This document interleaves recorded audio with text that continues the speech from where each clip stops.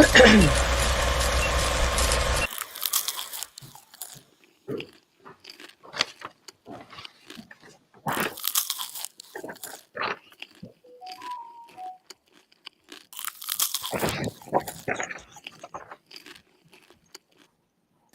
place to be is living free in Tennessee.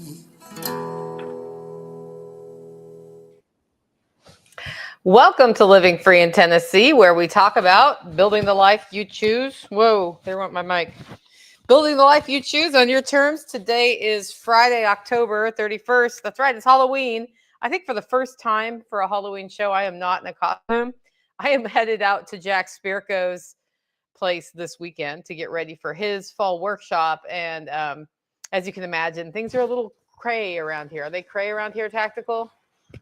You should speak into your mic if you're sitting on your mic. I wasn't sitting on it. Anyway, things are a little crazy. So I need a favor from y'all. Because remember that time I didn't recharge the mics for a whole week and now they're really low on batteries? Let me know if the audio changes, particularly for Tactical. His had a higher battery, so I charged mine for the 10 minutes that I knew. But let us know if the audio does something crazy. But what we're going to talk today about is chaos with sheep and a whole bunch of other stuff that's going on as the weather flips into winter, like pre-winter-like temps. I think we'll probably get another surge of heat between now and the end of the year. By heat, I mean like not cold. Yeah, but we had the cold Oregon kind of rain this week. You want to move to Oregon after experiencing that? No, I've been to Oregon. I'm good. Where were you in Oregon? I don't remember. When were you there? Like decades ago. Decades ago. Why were you there? I had family up in Tacoma area, and we ended up in Oregon somehow. Okay. Was it on the coast or was it in Portland? Well, I don't know. You don't know? It was not Portland. It was not a city? Not a big city. Huh. I think we were on the coast. You were at Astoria. You went to Astoria. Maybe. You went to Astoria. That's the only thing that makes any sense at all. Oh. Anyway, so yeah, it's our Homestead Happening show. So if you want to hear anything about the homestead or we bring up a topic that you're interested in, let us know. I have handwritten notes today from breakfast. So you know what? I could say breakfast on the show and there's not a dog nosing you this time. Yeah. Yeah, cool. Okay. Margot says it was the 50s for the first time this morning, and now 62. Yeah, we will be in the 70s today, I think. It's a beautiful sunny day. It's a perfect day for Tactical to go for a hike with his dog, right? Maybe. Yeah, it's really beautiful. But before we do all that, I do want to talk about our farm to table dinner, which is on November 15th. Tickets are on sale, $125 each, 4-course meal. Starts with a wild edible walk that Carrie Brown's going to do. And then we'll build some of the things that are available into the meal. I just sat with Chef Brett yesterday to just go over the final menu. The only caveat I have is that sometimes things are not available that we think are going to be available. So like right now, Jerusalem artichokes are on the menu, but they could come off. I am sourcing some sweet potatoes from one of our community members who also grew turmeric. So I'm sourcing turmeric from him too. Yeah, I tried that this year, but it was too late. Yeah. Are you talking extra quiet today on purpose? I don't know. I'm tired. Okay. It'd be great if you put a little military oomph into it because I'm having trouble. Well, you can say that, but I'm having trouble getting the audio compressed because you're talking so quietly in our shows. Okay. Thanks. So we'll have turmeric integrated into the meal, and it's going to be great. He went off with the lamb chops.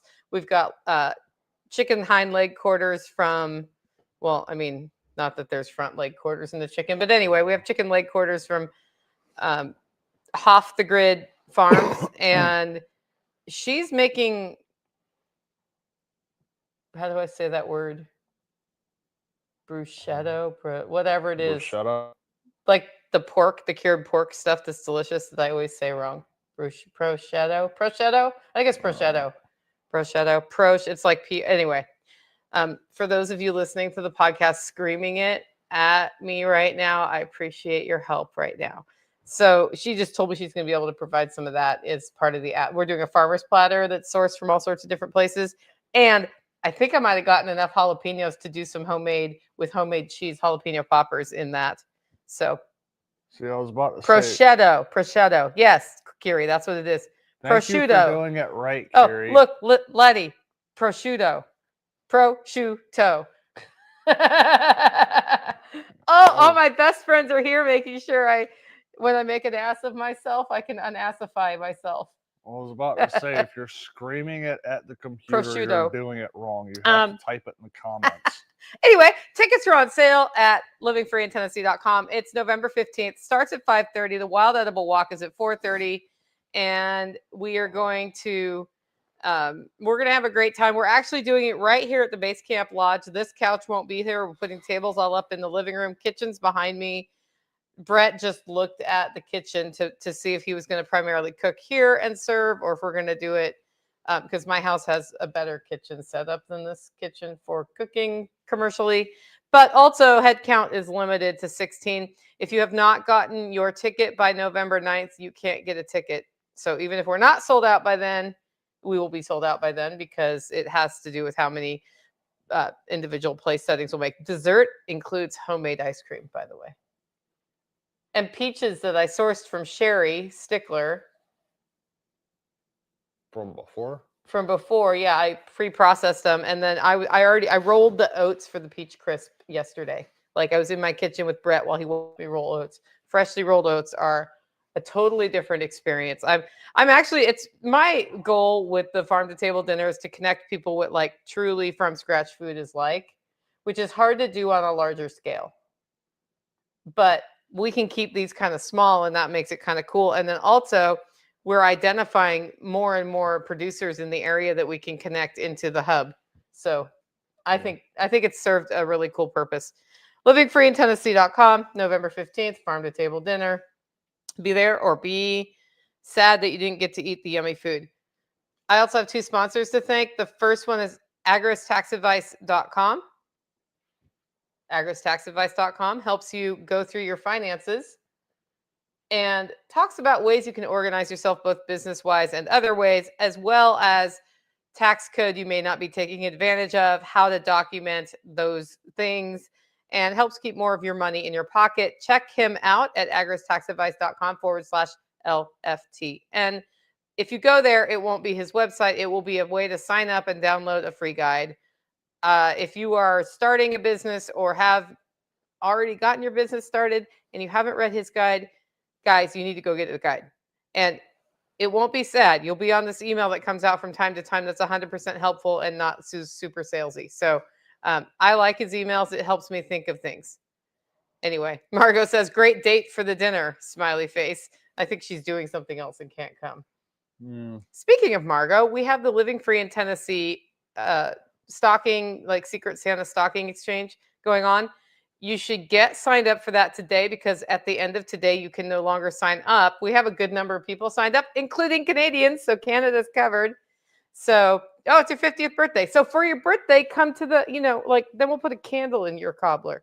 Anyway, it's a stocking exchange where we're mailing stockings. So anybody who wants to can have the Christmas stocking experience the morning of, $20 cap. And there's some other terms on that. So check out that at livingfreeintennessee.com and get signed up. And if you can't, I also will have it in the audio show notes here. So yeah, I'm going to thank our second sponsor in a bit, because I feel like I've been doing announcements for 9 minutes. Okay. So first question. Why are you so tired, Tactical? There's been a massive slog with sheep. Yeah. And just as I thought it was over with, there was a full-on rebellion. There was a revolt. Actually, it was not a rebellion. It was a sheep revolt yesterday. And then our communication system failed, because he queued up and said he needed to have sheep tomorrow in jail, in re-education camp on the electric fence. And then because whatever spotty access, that's all I got. And apparently he was asking for my help and I didn't know it. So I drove over this direction base camp for my house to just harvest the mushrooms I needed to serve last night. And I come down the road right as he's getting the sheep into the base camp backyard, which is a hard fence, causing them to run the other direction, causing him to be really frustrated and gesture wildly that he wanted me to go around back and herd him back. And I didn't quite get what you were saying there. I was trying desperately to get her to push the accelerator of the four-wheeler all the way down to max throttle to go around the sheep and cut them off from running back the other direction. Instead, what she did was stopped, causing them to run that direction. Yeah, I don't read his mind very well. But anyway, we got the sheep in where he wanted them ultimately. And then I didn't know you wanted my help additionally. So I just came in and started harvesting mushrooms. And I was looking at the one sheep with the bloody nose. And then I heard a very loud noise. And then I heard you yell, Nicole. And then the reason you heard the gate open, by the way, was because I heard a very loud noise made by you that sounded like a frustration noise. And then I closed the gate because I was like, oh, I think I better go help. And you were mad at Max, I think. I was mad because I was trying to get Max to come out, and sheep kept getting in to where the dog food was, and I could not be in two places at once, and I needed a second person. And I don't know if I was on edge of a network or what, but the phone was not working at all. So I could not communicate. If only there was an off-grid way for us to communicate with each other We in had that situations like conversation that. last night. Yeah. Tactical doesn't want to carry a radio. That's the conversation we had. Yeah. You could strap it to your belt. I already have enough stuff strapped to my belt. So what he needs is a mind link, but we don't have that. So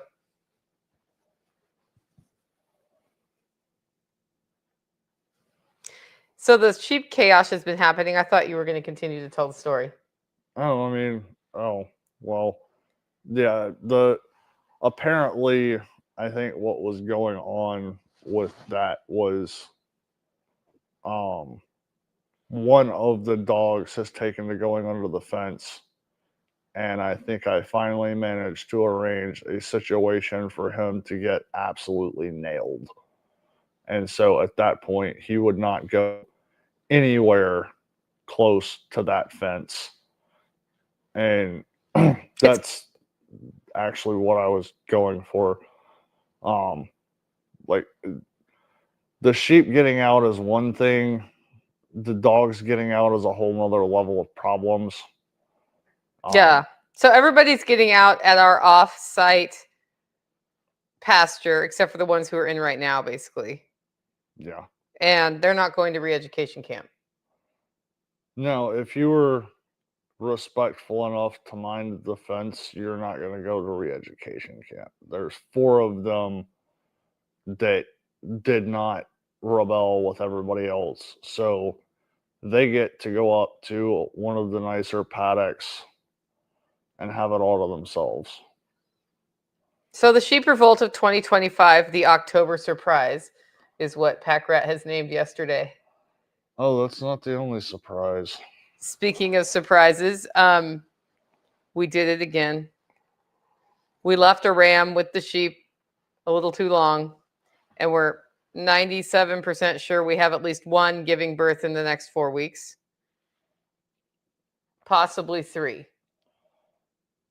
Yeah, that was another incomplete part of the conversation last night was, I believe, if anybody is pregnant right now and they have ewes, we can keep them. Okay. So that might actually turn out to be a advantage. How many more ewes do you want? None right now, because there was a sheep revolt yesterday. Right now, my goal is to get up to 15, and we have 8. Okay. If we get the deal worked out with the other person we were talking to, then we might be able to ramp up dramatically. Yeah, so if we can get more land, to run them on. We can ramp up dramatically. But I also am of the opinion that to the degree we can make the fence rotation easier, life would be better. And so we were also talking last night about if we had $10,000 to put into fencing, not just fencing, but whatever, fencing, reshaping some places with a backhoe, whatever it is, what would that look like? And the answer to that question has not been completely filled. But last night, the other problem yesterday is that he was low blood sugar when all this went down. And so like after about an hour after he ate dinner and had his shower and like everything was stable, you were in one of those moods where you wanted to actually talk about things. Because before that moment, while you did tell me what was going on and we did talk about it a little bit, we talked about priorities today, you did not want to talk about new ideas for fencing. You were like, I'm fried, Nicole, and I don't want to think about that till tomorrow. And I was like, that is a fair answer, because every time I say that, you leave me alone. So there was a lot of chasing around of sheep yesterday. Yeah, and I'm kind of over it. So I've got basically the same. Well, no, it's not basically the same. It's the same exact setup that the boys went into in the chicken pasture. And there's an open gap about 10 feet with 8 strands of electric across it. Okay, so let's explain what sheep retraining clamp looks like. So you got a hard fence on the outside. That's key, because if they get shocked, they can't run forward. They have to pull back. Well, they'll get shocked again if they run forward. So what this basically is it's a hard fenced area with 3 strands of electric, a couple of inches on the inside of that. And I don't think that they're going to attempt that. But what I'm hoping is when I put them in this small area and they go on hay, because it's already been pretty well mowed down, that the overwhelming urge to get to the other side where the other green stuff is going to be too much to bear, and they're going to try to go through the 8 strands of electric. And do you literally have 8 strands of electric? Yes. Okay.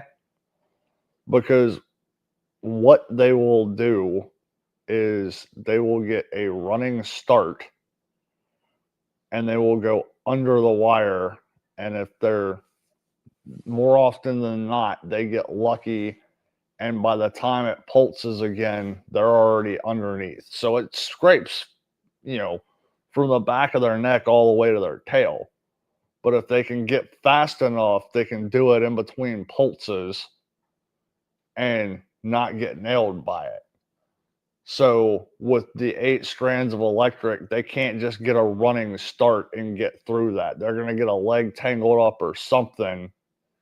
And they're also going to be about 200 feet from the fence charger. So it's going to pack a wallop. Yeah. Yeah. So adding to the sheep chaos, we have 3 flocks now. We have one in base camp's hard fenced yard, because that's where he stuck them yesterday. Those are going to re-education camp. We have Stormy and No Name over at my place rotating. And then we have the dogs and whoever didn't test the fence at the primary pasture. And one of the ones at the primary pasture needs to move in with Stormy, because she's doing the straight back leg pregnant walk that sheep do. So I'm going to assume she's pregnant, even though she doesn't have an udder. She has a big belly.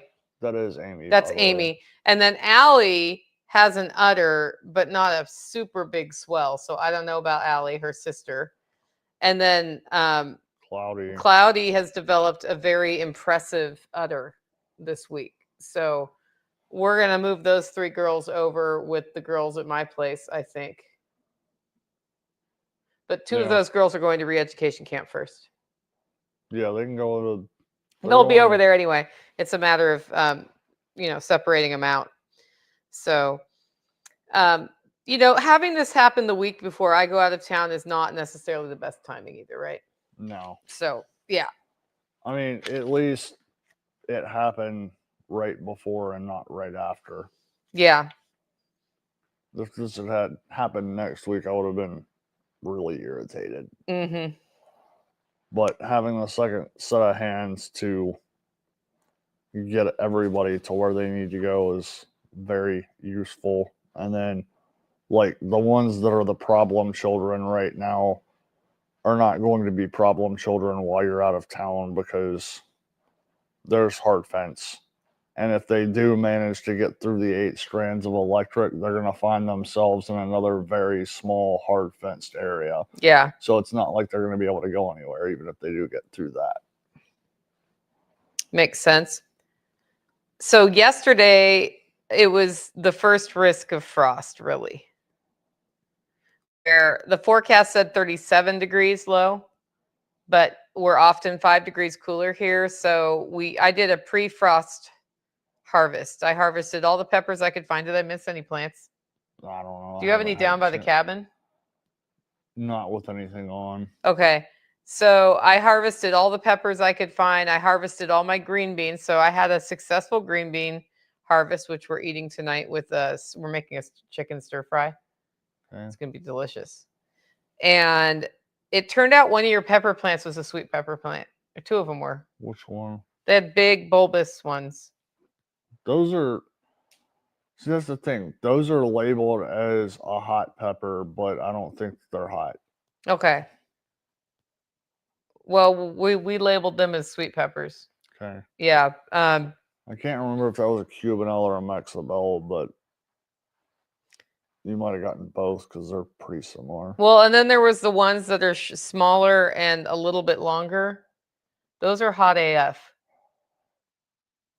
See, I don't think those are that hot. Oh no, it lasted for half an hour. It was jalapeno hot for me. I think those are the Cubanelles. Yeah. That was some fun we had this morning while all peppers were divided by kind, and then we had to taste the ones we didn't know to see if they were hot. So Missed that part of the morning. yeah, you did, and you would have been highly entertained by what went down in that, because of course I was like, Arr! I was like, oh yeah, that's hot. I actually like hot peppers, but what we were doing with the peppers is dicing them up and freezing them. But we're going to use some of them in the stir fry tonight, and then any peppers that are big and can be stuffed, we're cutting in half, pulling the seeds out and freezing them on a tray, or we bag them up so we can use them for poppers, basically, or stuff them. Yeah. And whatever those Mexibels probably are what they are. The Mexibels are going to be stuffed peppers. Most of them are big enough. And those did really well. I had no idea you had that many peppers hiding down there because they were hiding under the mint. So that lemon balm exploded. The lemon balm always explodes. That one on the corner particularly, like, I don't know if I've ever seen mint leaves that big. Yeah. So Cubanelle is a sweet light green pepper and does not repeat on me. What do you mean by doesn't repeat? Well, I think that's a typo, but maybe, okay, I don't know. Maybe we have the Cubanelle and the Mexibel mixed up. Maybe. Yeah, who knows? But they are delicious. So while I was there, I was also, like right before frost, you're like, I might as well rip out the plant that's not going to do well through the frost. Like green beans don't like to be that cold. They were already looking a little sad.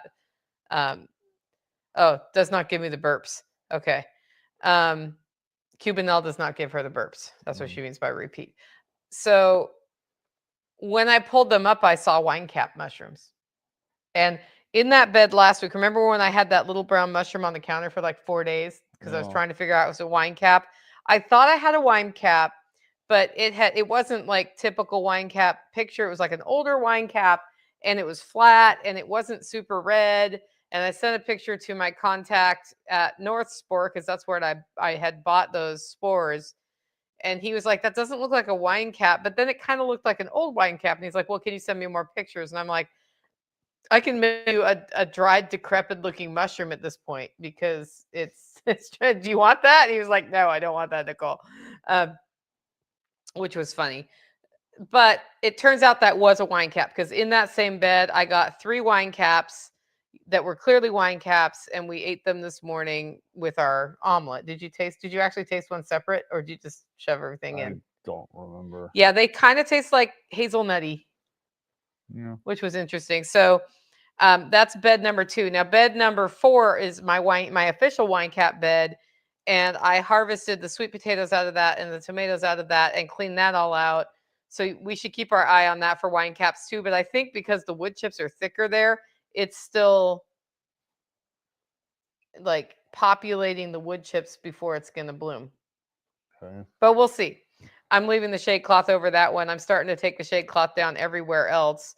I could use your help getting my frames to stay together, though. I thought we had another windstorm. No, what happened is I would part of harvesting was that I got the sweet potatoes. Yeah. And the sweet potato vines were wrapped all over tarnation. And sometimes I would pull on one over here and it would pull a post out across the bed. Yeah. And so that's what happened. And I got a sweet potato that was like as big as my head, one of my sweet potatoes. You saw that one, right? Yeah.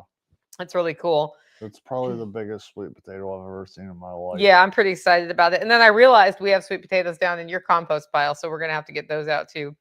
But I came in with 2 big bins of food, put them on the counter, and I was like, Mom, we're going to process this. And then we were all tired last night after Sheepmageddon. So I took my 2 bins of harvested things and put it in the outdoor fridge without doing anything. Yeah. And this morning, Mama Sauce it's very helpful to have Mama Sauce in town, because she's been separating things by item and figuring out how to process them and asking me how I wanted them processed. She's like, I'm going slow and steady. I hope that's okay. I'm like, there's no rush. I would be rushing when I got into it at 6 p.m. tonight, but like you doing it throughout the day while you do whatever else you want to do works for me. So, yeah, that's kind of cool. But I was really happy with the yield, considering I basically ignored the garden from mid-August till now, because it went into, getting ready for SRF, doing SRF, finishing SRF. And those gardens did better than I expected them to, with as much as I did not do anything but go out and harvest. I got one last eggplant too that was like this big. Yeah. So I still have eggplant plants alive, but I think they're done. The other thing that's cool is one of my Swiss chard did make it through the summer. Oh, I've got 2 that you need to put somewhere. I have places to put them now. So, yeah. Bring them up. Are they potted, or you just need to transplant them? They're in those little biodegradable pots. Yeah, bring them up. I'd like to get them in the ground today or tomorrow. Probably tomorrow. They're on the table in the carport. Okay, cool. So the fall garden is basically done, except for things like Swiss chard or parsley. I didn't really do an aggressive fall garden. I do have cabbage and broccoli and brassicas out. They're doing okay. Those beds, it's the first year on the bed, and I want to do a course of rabbit poop, compost, more wood chips, and we need to get the garlic in. It's time to plant the garlic.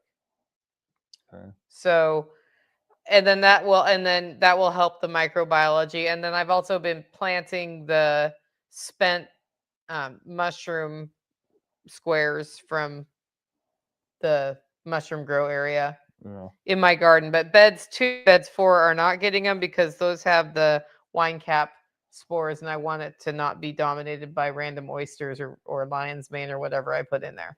Yeah. So, yeah, but I was actually pretty happy with that success, because I just sort of sprinkled spores and kept it wet. And I planted vining things in the bed I did the wine cap in, because it would shade it and keep it in.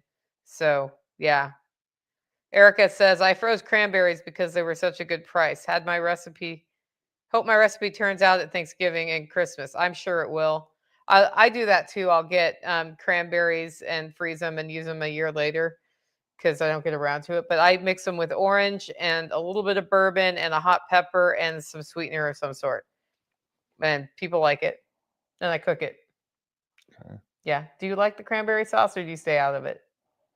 I think I've had a little bit of it before, but You don't remember it. He wasn't like, man, this is over the top. I don't really dive into that.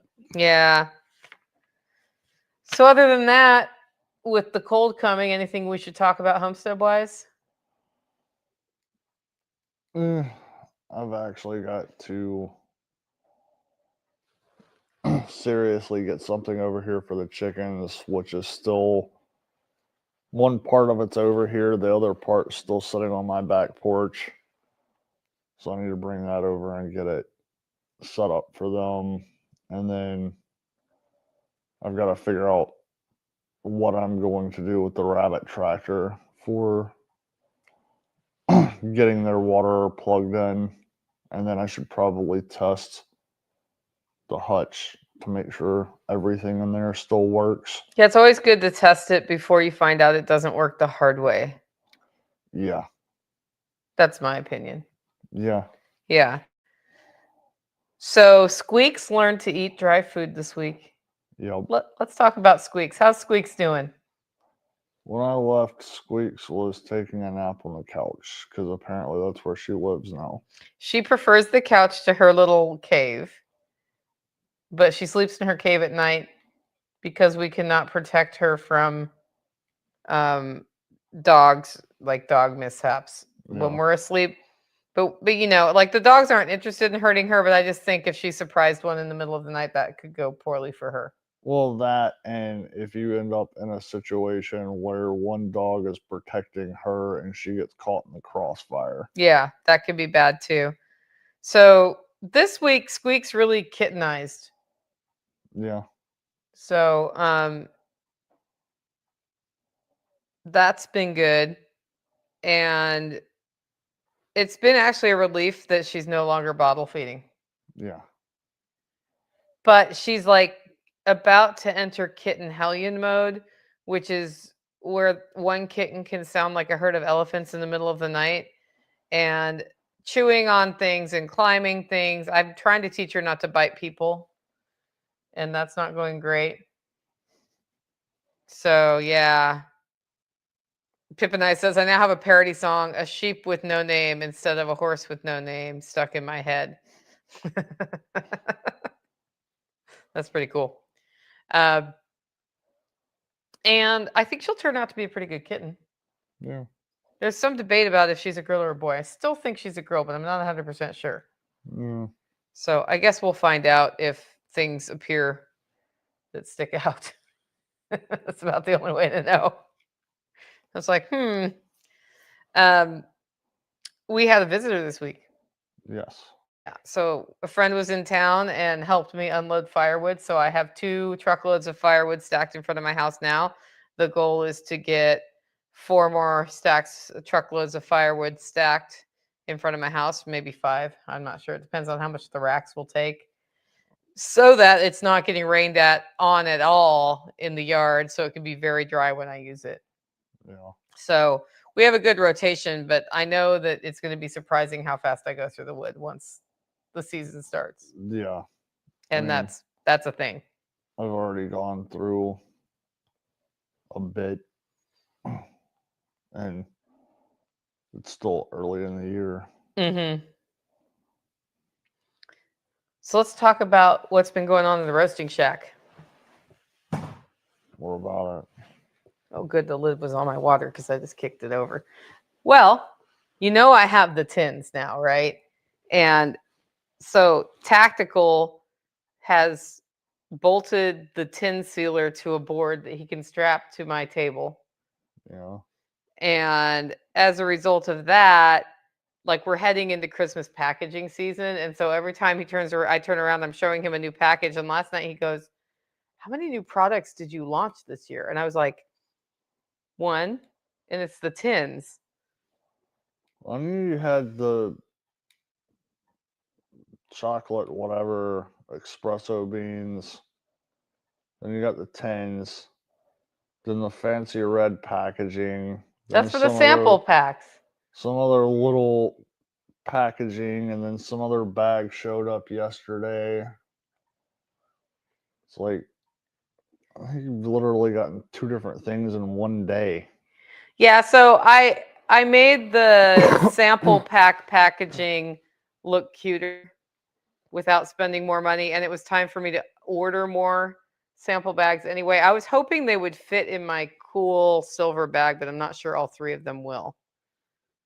Okay. So we'll see.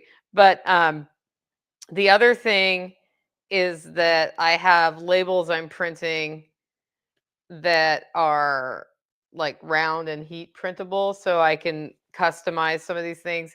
And then I saw these really cute little cardboard boxes with a little burlap bow tie that you tie on to hold them closed that I thought would be great for the dark chocolate covered espresso beans. Okay. And then I did it wrong. So I discovered yesterday that I can't fit 3 ounces in the one I got. Oops. Yeah. So I have a 1 ounce really cool packaging. And then I ordered the packaging for the 3 ounce one. But we're going through a lot of chocolate covered espresso beans right now. Wish you ordered more. I'm ordering, yeah, well, there will be more when I get back from Jack's. Nicole is making Holler Roast into Pinterest perfection. Yeah, not quite, but it's always nice to launch some things at the holiday season because, Christmas is coming and people get gifts for people. So Margot says, I'm going to have to order some of those. They're cool. They are cool. I don't know if I have an order from you because I could just change one of yours to a 10, but we'll see. They are cool. They've been popular. I have 300 tins and we are through 80 of those this week, which I hadn't told you about yet. Okay. So I'm watching the sales carefully because we're working with an American company in Wisconsin. So anybody in Wisconsin, you can go tour it for me if you want to. Just saying, JS. And they actually roll the tins there. So it's made in America and in Wisconsin, and they are set up to do smaller runs. Like, they do up to 5,000 at a time. And Letty's like, where's it at, Letty? I will send you the address. They're really super nice too, and great to work with. And that means that when we order them, it takes a few weeks for them to show up unless they're super busy. Yeah. But when I looked at like, okay, what if I buy 10,000 or 20,000 or 100,000? Does that change price? They haven't answered that question because I haven't asked them, but their little calculator does not give me a price break. So beyond, I think 5,000 is the last price break. And it may just be that if you're going to order more than 5,000, we have to have a different kind of conversation. Yeah. So what I like about them is it's a good packaging alternative for people who don't want the plastic bags, and they do look cool. And then I designed them so that we could put, like, it has a little blank area in the front. You can just stay blank, or we could put a sticker over that saying, oh, this is this kind of coffee. But also for customers, we can put their logo and a greeting there. So I have one customer we're doing with their logo and a special message for their holiday gifts. So, and that was done on purpose because I was like, what I really was looking for was a reasonably priced tin we could seal with that airtight top, right?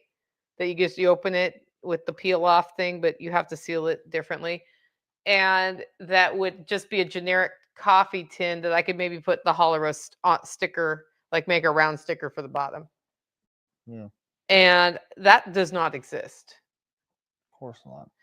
And so then I'm like, well, maybe I need to go into the vintage coffee tin shipping business and order 50,000 and start selling tins to people. But you have to have the sealer too for that to work. So anyway, it was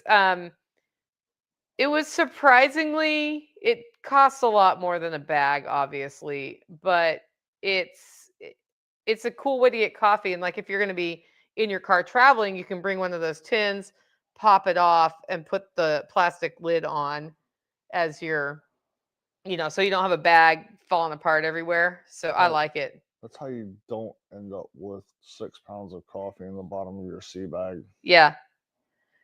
Tell them that story. Was that the first Memorial Day meetup? So That was the meetup where my commercial roaster arrived. You and Nighthawk gutted my first camper that I was roasting. Remember I was roasting in that camper?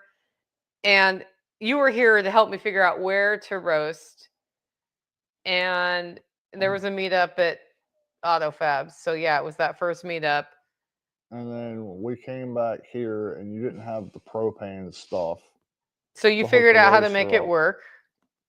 We went to the store to get the propane stuff. And we set it up on your front porch. And you started immediately playing with it. And Is that with disapproval? no, it was just like as soon as like the propane was on, you were like pushing buttons. Yeah.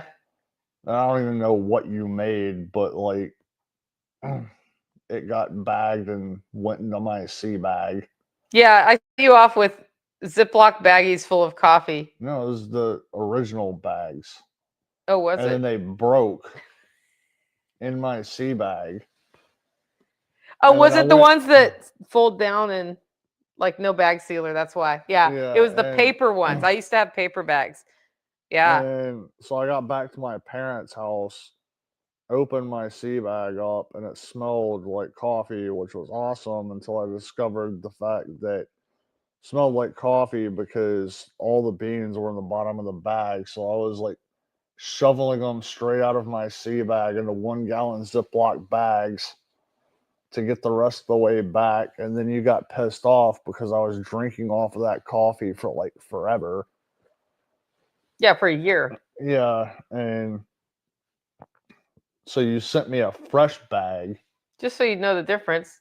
And I did a taste testing of it. I did it. That was very- the first time I sent you a Christmas package with the glittery card. Probably. Yeah, he had glitter for months. But it was very noticeably different. I mean, the same coffee, but fresh versus a year old. Something I'm doing with the tins is I'm going to box myself up a tin. And in about 2 months, I'm going to box myself up another tin. And in about 2 months, I'm going to box myself up another tin. And then 2 months before the end of the year, I'm going to box myself up another tin. And I'm going to see, like, when it's been boxed for a year, I'm going to side by side test them on the same day to see what the flavor difference is. Yeah. That's my plan. So, because I want to see how much it stretches the fresh factor to have it in the tins too for storage. Anyway, Margot says we can write bolts in the space after we drink the coffee. If I don't write the coffee name there, they can write whatever they want. Exactly. Somebody else was like, I'm so excited about your nail organizing cans, Nicole. Yep. It's kind of a fun thing. Oh, But as a result of all of that going on, there's constant packaging being shoved in his face that he could care less about, that he has to pretend that he's excited for me about, right? it's not that I'm not excited about it. Like, it, well, I mean,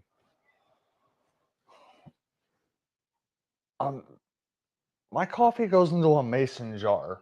Like, it goes out of the bucket into a mason jar and gets thrown on my counter. If I need more, I just go in there. So, like, the packaging really doesn't matter to me because it just doesn't.